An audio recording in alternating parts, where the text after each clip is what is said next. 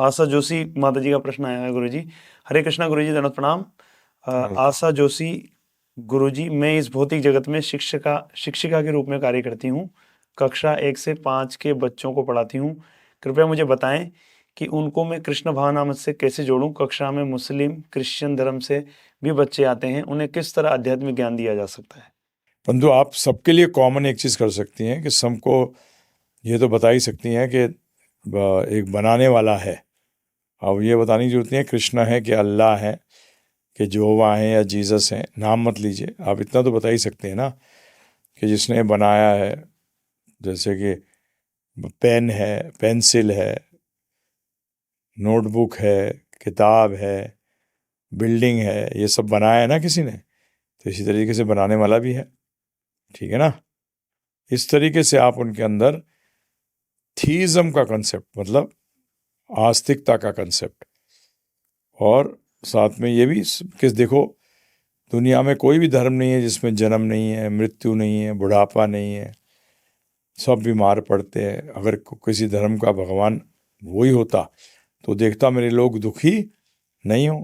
परंतु कईयों में कमी, पैसे की कमी है, किसी के पास ज़्यादा है, किसी की हेल्थ अच्छी है, बुरी है। तो इन चीज़ों पे जनरलाइज करिए। तो इसमें आपको धर्म का आप एक शिक्षा भी दे रही हैं और साथ साथ नॉन वायलेंस की भी दीजिए। क्या इससे क्या सिद्ध होता है कि एक भगवान है। अब वो आपको सेट करना पड़ेगा, first standard, second standard, third, fourth, fifth, ठीक है ना।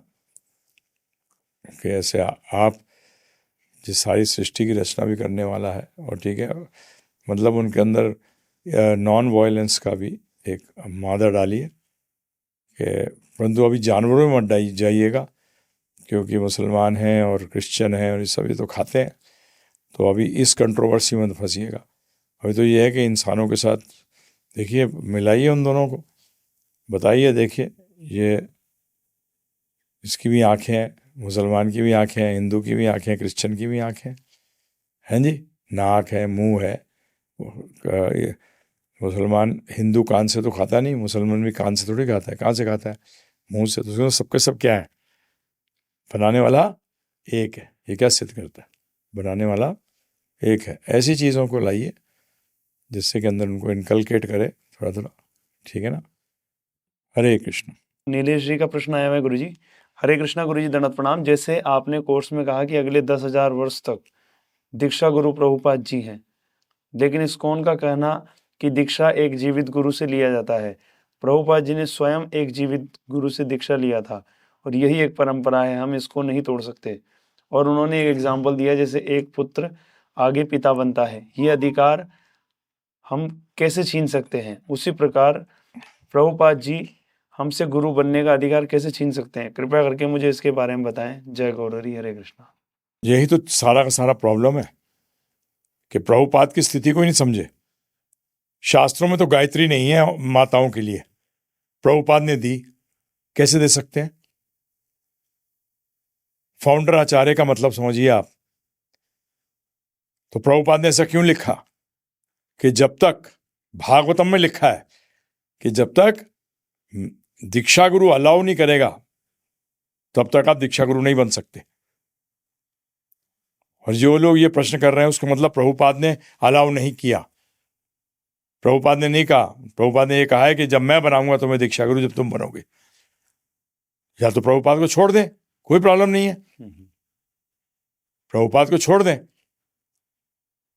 और ये क्यों नहीं समझते कि 94% वेद जो हैं वो लुप्त हो चुके हैं? कितने? 94%। तो उसमें ऋत्विक था, मैं मानता हूं इस बात का, उसमें ऋत्विक है, क्योंकि प्रभुपाद जी शुद्ध भक्त हैं, कोई गलत बात नहीं कही उन्होंने। उनके हर स्टेटमेंट के पीछे कोई राज रहा है। शिष्य जो सही शिष्य हैं वो समझ सकते हैं। इतने दीक्षा गुरु शास्त्रों में कहा है कि इतने लाइन से दीक्षा गुरु गिरे हैं, बताइए आप मुझे, कहां आया है? कहीं नहीं है। तो इसलिए पहली चीज, कोई भी डिस्कशन करने से पहले आप प्रभुपाद को क्या मानते हैं? क्या प्रभुपाद गलत चीजें बोलेंगे करने को? पहले मेरे प्रश्न ये होंगे। अगर आप कहते हैं नहीं और अगर कहते हैं हाँ, तो फिर आप शिष्य नहीं हो। फिर आप उसके पास जाओ जिसके पास आपको पूर्ण श्रद्धा हुई हो। क्योंकि कैसी गुरु के प्रति श्रद्धा नहीं, निष्ठा होनी चाहिए कि उनके मुख से जो वाणी निकल गई, बस वही पत्थर की लकीर है। प्रभुपाद ने यह भी कहा है, जब शिष्य सोचता है गुरु से आ जान गया तो उसका पतन है। तो पहली चीज यह क्लियर करिए जिससे जो भी बात करते हैं, पहला बताइए कि प्रभुपाद की पोजीशन क्या है, शास्त्र बड़े या प्रभुपाद, बताओ। अरे मायावादी भी लिखते हैं भगवद गीता पे भाष्य, और कितने लोग मायावादी बन जाते हैं उसको सुन पढ़ के। उनको भक्ति भाष्य दो तब भी उनको समझ में नहीं आता। तो गलती किसकी है? शिक्षक की। जिस शिक्षक ने समझा ही नहीं भगवद गीता को, वो क्या समझा सकता है? प्रभुपाद का एक एक शब्द पत्थर की लकीर है, उसको मिटाया नहीं जा सकता। तो ये पहली चीज है। तो प्रभुपाद ने जो ये कह रहे हैं कि प्रभुपाद ऐसा ये ले नहीं सकते, ये प्रभुपाद जी सब कुछ ले सकते हैं, सब कुछ दे सकते हैं। ध्यान रखना, जिसने ये कह दिया कि 100% सिंसियरिटी रखो और 40% अगर भक्ति करते हो तो मैं तुम्हें भगवत धाम ले जाऊंगा, मेरे पास भगवान के घर की पीछे की चाबी है।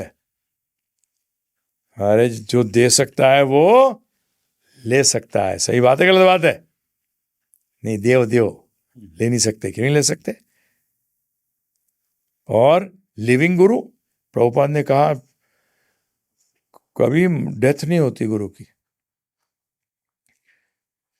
क्योंकि गुरु और श्रुति ये दोनों के दोनों एक ही शब्द है, इनका अर्थ। गुरु, मौन गुरु, गुरु क्या होता है?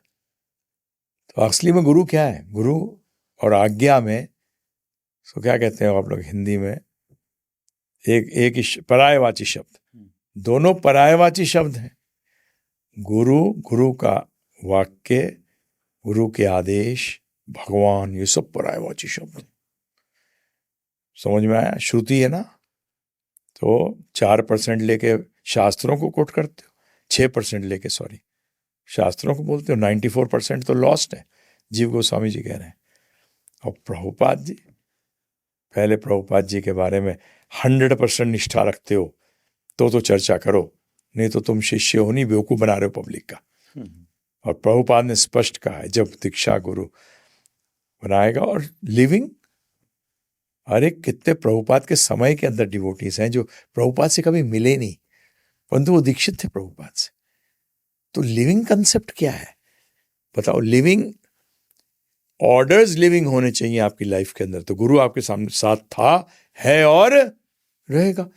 अगर उनके जो हमें आदेश दे रहे हैं, 99% ये लोग इस्कॉन वाले जो बात करते हैं, इनके लिए तो प्रभुपाद लिविंग का डेड है, क्योंकि आज्ञा का पालन नहीं कर रही है। और जो आज्ञा का पालन करता रहता है वो आज्ञा को जीवित रखता है। तो किसको जीवित रखता है? गुरु को जीवित रखता है। गुरु आज्ञा के रूप में जीवित हैं। अगर गुरु सामने हो भी, लिविंग जो आप कहते हो, लिविंग जो करते हो, शरीर से हैं भी, और आप उनकी आज्ञा का पालन नहीं करते, तो लिविंग है, डेड है? अरे पहले थोड़ा सा डीपर जाओ, बेवकूफ मत बनाओ पब्लिक का। प्रभुपाद एक अच्छे शिष्य के लिए, जो उनका सही शिष्य है, उसके लिए जीवित थे, जीवित हैं और जीवित रहेंगे। तो प्रभुपाद ने किसी को भी दीक्षा गुरु नहीं बनाया। उन्होंने कहा मैं ही दीक्षा गुरु रहूंगा। और क्यों नहीं रह सकते? मुझे समझाओ, क्यों नहीं रह सकते? क्यों नहीं रह सकते? लिविंग का मतलब क्या है? अरे डेथ तो हमारी कभी होती ही नहीं है। तुमने तो बेसिक फिलोसफी का बड़ा कर दिया है। प्रभुपाद ने भगवत गीता के अंदर भगवान कह रहे हैं, अरे अर्जुन, मैं भी था, तू भी था, ये राजा भी थे, हैं और रहेंगे। ये डेथ, ये क्या बात कर रहे हैं? इनको बेसिक फिलॉसफी नहीं पता, इनको बेसिक फिलॉसफी नहीं पता। गुरु is nothing but is orders, is instructions. गुरु कुछ नहीं है। गुरु is a bundle of instructions. जैसे राधा रानी को कहते हैं ना, भाव से बनी हुई है, प्रेम से बनी हुई है। इसलिए गुरु किससे बना हुआ है? आदेशों से। क्या? आदेश। आदेशों से बना हुआ है। तो ये सोचना ही। तो इसके लिए फिर से मैं एंड जहाँ आपको समझाने के लिए कर दूं कि पहले उनसे पूछो कि प्रभुपाद गलती कर सकते हैं? गुरु मुखा पद्मा वाक्य है कि मैं हर जन्म में उनकी आज्ञा का क्या बोलते हैं बताओ? जन्मे जन्मे प्रभु सही। जन्मे जन्मे प्रभु सही। मतलब प्रभु तो वही है, आपके जन्म बदल गए। ये सब कहाँ तुम लोग गाते हो सुबह हैं? जन्मे जन्मे प्रभु सही, कि जन्म जन्मांतर का आप मेरे थे, हैं और रहेंगे। क्या बोलूं आप लोगों को? प्रभुपाद को मान लो, प्रभुपाद को हटाते ही तुम्हारी गुरु परंपरा खत्म हो गई। और प्रभुपाद को दीक्षा गुरु नहीं मानते ना, आपकी परंपरा गई गई। प्रभुपाद ने कहा मैं कर रहा हूं ना, तो क्या प्रॉब्लम है आपको? प्रभुपाद में यकीन नहीं है? बताइए आप मुझे। जब यकीन नहीं है प्रभुपाद में, तो किसी और से दीक्षा लो जाके जिसमें आपको 100% फेथ हो। 99 नहीं, कितना?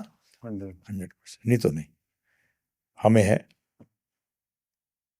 हम तो कह रहे हैं कि ये सब वाक्य क्यों लाते हो? हम तो ये पूछ रहे हैं ना, प्रभुपाद ने ऋत्विक तो बनाए, उनके समय में भी ऋत्विक दीक्षा चल रही थी। आगे उन्होंने दीक्षा गुरु किसको उसको बनाया रिटर्न में? बताइए। अकेले में किसी को बोला हो वो सब कुछ नहीं है। प्रभुपाद ऐसी चीजें अकेले में नहीं बोला करते। ठीक है ना प्रभु जी? और तो ये आपसे अनुरोध है कि समझिए। ठीक है? हरे कृष्ण। इसमें सारा फर्स्ट पॉइंट यही है, आप प्रभुपाद को कितना मानते हो, कितनी निष्ठा है या श्रद्धा है। शास्त्रों में कहीं है कि माहवारी में माता हो वो डेटी वर्शिप कर सकती है? है कहीं शास्त्रों में? कहीं भी नहीं। अरे प्रभुपाद, जब तक आपको 100% फेथ नहीं होगा ना, तब तक आप भक्ति में तो क्या हो गया? 100% faith in Guru, starting of भक्ति। क्या स्टार्टिंग ऑफ भक्ति? गुरु पदाश्रय क्या मतलब है? क्या मतलब है? गुरु के अंदर फेथ रखना, मतलब तभी होगा, नहीं तो कैसे? निष्ठा है पूरी, वहां से शुरू होती है। 1 साल का टाइम क्यों दिया है? उसीलिए तो दिया है कि निष्ठा, उस श्रद्धा को निष्ठा बनाओ। 1 साल का टाइम श्रद्धा को निष्ठा बनाने के लिए। हाँ, वो ज्यादा लगे, ज्यादा लो। हम निष्ठा के लेवल पर ही लो, नहीं आया तो रहने दो, फिर क्यों रहने दो, टाइम वेस्ट मत करो। जबरदस्ती दीक्षित का टैग लगा। हाँ, टैग लगा के क्या फायदा? आज ये लैपटॉप के ऊपर मैं एप्पल का टैग लगा दूं, एप्पल का बन जाएगा ये? है? कैसे बनेगा? मूर्ख है। सारा खेल सिर्फ एक ही है, प्रभुपाद में निष्ठा नहीं है।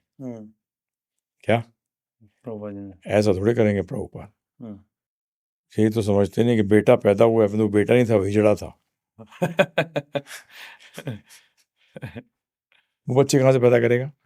है? क्या बोले इनका, तो समझ नहीं आते। जब भी तो मेरे को इन सब चीजों को देख के लगता है तारे नहीं चंद्रमा चाहिए। ये सब तारे हैं। क्या है? तारे, सब तारे हैं। प्रभुपाद में निष्ठा नहीं, मेन चीज नहीं है जो बस।